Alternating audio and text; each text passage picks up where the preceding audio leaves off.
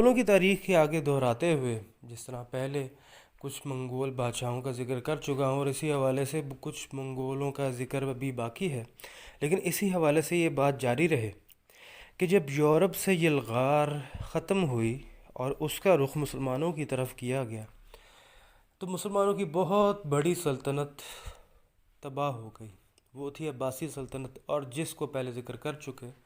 Hulagu Khan نے نیست و نابود کر دیا اور بہت سے مسلمانوں کا قتل عام کیا، جس کے بدلے میں عظیم منگول سلطان برقع خان نے ان سے بدلہ لیا، ہلاکو خان کی فوجوں کو مسلمانوں کے مقابلے میں جانے سے روکا۔ اب وہ ایک نہتہ شخص 3 چھوٹے چھوٹے خان یا سلطان منگول سلطانوں کی فوجوں سے لڑتا رہا، ان کے حملے سہتا رہا، لیکن اسی حوالے سے ایک بات تو ظاہر ہو گئی کہ اس نے دیکھا جائے تو اپنے مسلمان ہونے کا ثبوت دیا اور مسلمان علاقوں کو بچا کر رکھا۔ اسی حوالے سے اس کا ہی ایک اچھا دوست کہہ لیں یا اس کا ایک مددگار کہہ لیں، وہ تھا سلطان رکن الدین الظاہر بیبرس، جس کی آج بات کی جائے گی۔ لقب اس کا ابو الفتح بھی ہے، کیونکہ اس نے اپنی زندگی میں ایز اے ملٹری کمانڈر اور اسی کے ساتھ ساتھ ایک سلطان کے طور پر بھی بہت ساری فتوحات حاصل کی، خاص طور پر منگولوں کے خلاف، اور اسی کے ساتھ ساتھ اگر ذکر کیا جائے تو کروسیڈرز کے خلاف۔ یہ شخص دریائے قپچاق یا دشت قپچاق کے پاس پیدا ہوا، دریائے وولگا اور دریائے اورال کے درمیانی علاقے میں پیدا ہوا۔ وہاں سے منگولوں سے بچتے ہوئے اس کا قبیلہ بلغیریا کے آس پاس علاقوں میں آ کر آباد ہو گیا، لیکن وہاں پر بھی جب منگولوں نے حملہ کیا عقدائے خان کے دور حکومت میں، تو وہاں پر اس کے والدین کو قتل کر دیا گیا، اور اس کو سلطنت روم، جو اس وقت رومن امپائر یا بازنطینی امپائر جو اپنے اختتام کے قریب تھا، اس میں ایک غلام کے طور پر بیچ دیا گیا۔ بچپن سے ہی مسلمان تھا، تو اس کو ایک مسلمان امیر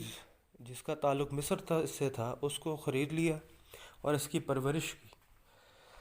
وہ سلطان کا امیر جب سلطان سے اس کے معاملات بگڑ گئے اور اس نے کئی ایسے کام کیے جو کہ سلطنت کے خلاف تھے، جو سلطان کے خلاف تھے، اس کو پکڑ لیا گیا اور اس کو جیل میں ڈال دیا گیا، اور اسی کے ساتھ ساتھ اس کا جتنا مال و متاع تھا وہ سلطان نے لے لیا۔ اب اسی میں یہ بھی شامل تھا، اب یہ تھا تو بڑا کڑیل جوان اور اسی کے ساتھ ساتھ بہت زیادہ بہادر اور عقل مند، جنگی لحاظ سے بھی اور علمی لحاظ سے بھی۔ اس وجہ سے بادشاہ کو یہ بہت پسند آیا، اور اسی کے ساتھ ساتھ اس کو آہستہ آہستہ بہت جلد ترقی بھی ملتی گئی، اور یہ جانے مانے ملٹری کمانڈروں میں سے آنے لگا، اور اپنی عمر سے بڑے لوگوں میں اٹھنا بیٹھنا اس کا ایک عزت کے طریقے سے ہونے لگا۔ یہیں پر ایک بات اور کرتے چلیں کہ اس زمانے میں مملوک غلاموں کو بہت پسند کیا جاتا تھا، کیونکہ عرب کے لوگ، مصر، شام، یہ لوگ تھوڑے گندمی رنگ کے یا ڈارکر کلر کے ہوتے تھے، ان کا یہ رنگ ڈارک ہوتا تھا، اسی وجہ سے یہ انگریز یا گورے غلاموں کو، خاص طور پہ خواتین کو بہت پسند کیا کرتے تھے، اور جو گورے غلام ہوتے تھے مرد، ان کو اس طرح سے پسند کیے کرتے تھے کیونکہ وہ لوگ زیادہ کڑیل نوجوان ہوتے تھے، اور ان کو فوج میں بھیج کر، جو لوگ ان کو خرید کر پال کر اپنا بیٹا بنا کر فوج میں بھیجتے تھے، تو سلطان سے قربت حاصل کرنے کے لیے کہ میرا بیٹا، میرا لے پالک بیٹا آپ کی فوج میں کتنا امیر ہو گیا ہے، یہ بات کرنے کے لیے مملوکوں کو فوجی ٹریننگ دے کر اپنے بیٹے کے طور پر بھیج دیا کرتے تھے۔ سلطان قطز، جو کہ خود ایک مملوک تھا اور جس نے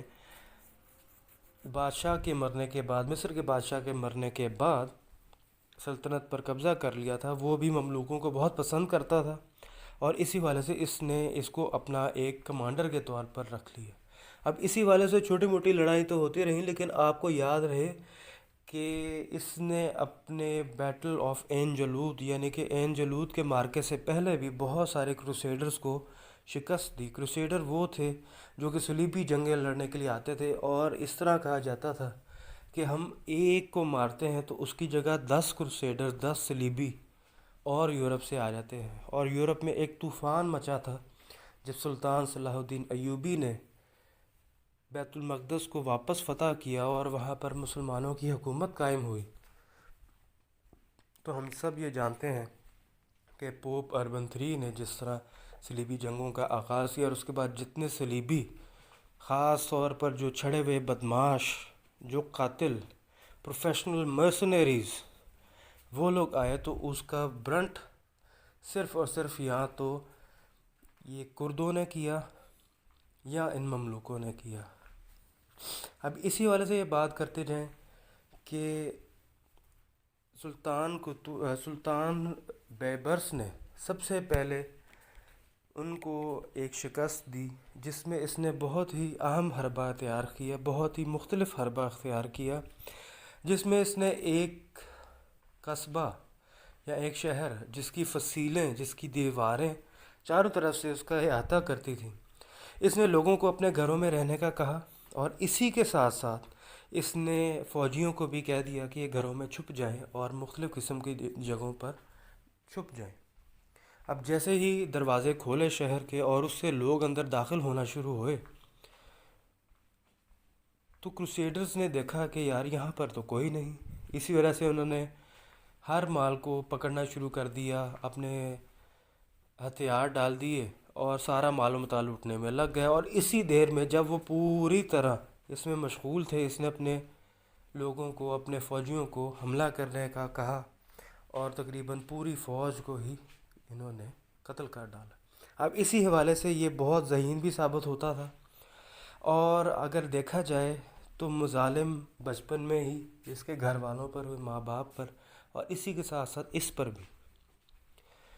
اسی وجہ سے انتقام کا جذبہ آپ کہہ لیں، اور اسی حوالے سے ان صلیبیوں اور منگولوں کو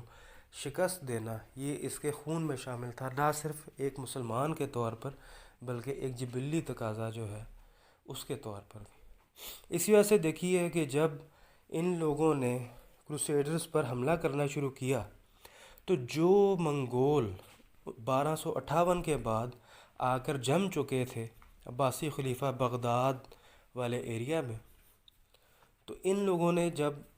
اس سائڈ پر حملہ کرنا شروع کیا تو صرف ایک ہی حکومت بچی تھی، وہ تھی مصر کی سلطان قطز، جو کہ بادشاہ تھا، امیر تھا سلطان بیبرس کا۔ اب اسی والے سے بات کر لی جائے کہ جب منگولوں نے اپنے پیغام رساں بھیجے، ایلچی بھیجے، سرکاری درباری ایلچی بھیجے، اور یہ کہا کہ تم یا تو ہمیں پیسے دو، یا تم ہماری حکومت قبول کرو، یا تو پھر قتل ہو جاؤ۔ اب یہ لوگ سارے جانتے تھے، اور سلطان قطز کے جتنے بھی امیر تھے وہ اس سارے بات جانتے تھے کہ جن لوگوں نے منگولوں کو ابھی تک اپوز کیا تھا وہ ان کا کیا بنا۔